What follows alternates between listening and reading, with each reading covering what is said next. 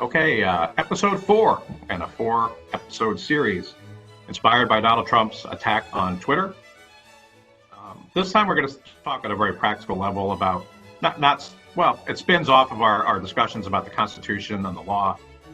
But you and I have had interesting conversations about how Twitter did respond to Donald Trump, or how Twitter should have, I should say, as opposed to how Twitter should have. The unfortunate downside to all of this is that we've been positing that maybe Donald Trump and the minions around him misunderstand the Constitution. The other possibility is that they do understand that they don't have a leg to stand on as far as constitutional doctrine is concerned, but they're playing the base.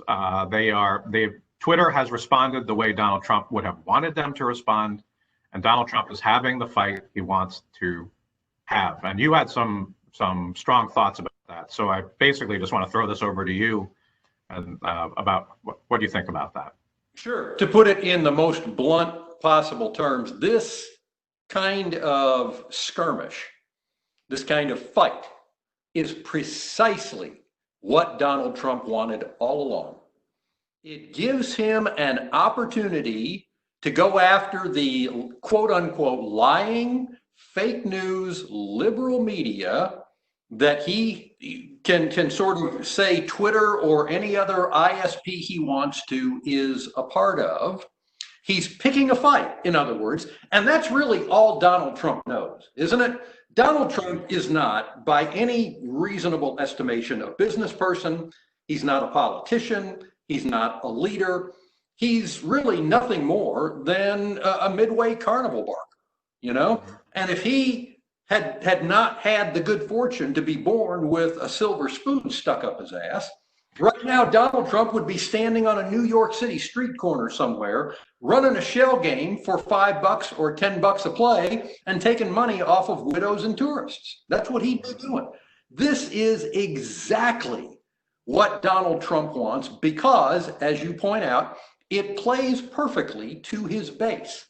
What Donald Trump is doing here is what his base thinks leaders do. This is the way leaders behave. This is the way leaders act. They're tough. They're manly, right? They don't take shit from anybody. And when they get into a fight, by golly, they shoot to kill. That's what his base thinks that Donald Trump should be doing. And now I know for the rest of us, the other 62% of the country that aren't Donald Trump's base, we look at this and we say, this is crazy. It's absolutely nuts that people want this. But the simple fact is, they do want this. They love Donald Trump, not in spite of his bullying behavior, but because of his bullying behavior. And the more he does it, the better they like him. And there's really, as you and I have talked about in the past, there's only one thing that a bully understands, right? The only thing a schoolyard bully really understands is you walk up to them and you smack them right in the mouth and you knock them down. And when they get up again, you smack them in the mouth again and you knock them down again. What I'm getting at here, and I'm not speaking obviously in the literal sense, I'm speaking in the figurative sense.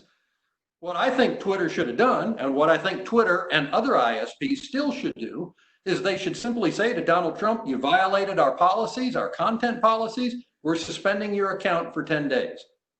At the end of 10 days, you can petition to have your account reinstated, and we'll consider it like we do anybody else, or whatever their policy is. It needs to be enforced for Donald Trump precisely the way that it is enforced against everyone else. And if Donald Trump doesn't like it, let him scream and howl and completely ignore him. That's what gets to Donald Trump, when you ignore him or you laugh at him, not when you answer his call to a public fight. That's what he wants. Right. This gives him a chance to hammer not only Twitter, but now that Twitter is posting articles from outfits like the Washington Post or other news outlets to fact check Donald Trump, that gives him a platform then to attack the Washington Post and other newspapers and news organizations. So Twitter is a fake news. The stuff they're citing is fake news. And as you and I discussed before, he's going to have another favorite target when he gets his ass handed to him in federal court. Yep. That's exactly right. And look, Trump, the people who wrote this for Trump, the people who are really behind this for Trump, have to be savvy enough to know that this is going to last all of about 2 seconds in federal court, right? So when some federal judge somewhere hands down an opinion and strikes down the EO as blatantly unconstitutional for about 15 different reasons, Donald Trump, the first thing he's going to do is take to Twitter and he's going to scream and holler about fake judges, liberal judges violating individual free speech rights. In other words, he's going to turn the judiciary into the next target, right? He's done it in the past.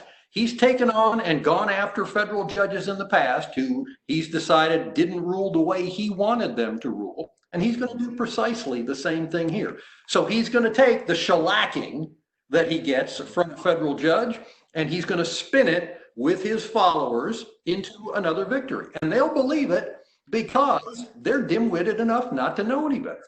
Right. Yep. So he's got Silicon Valley, the fake news media, and Obama judges, right? He's got all three of those to throw under the bus, red meat for his base.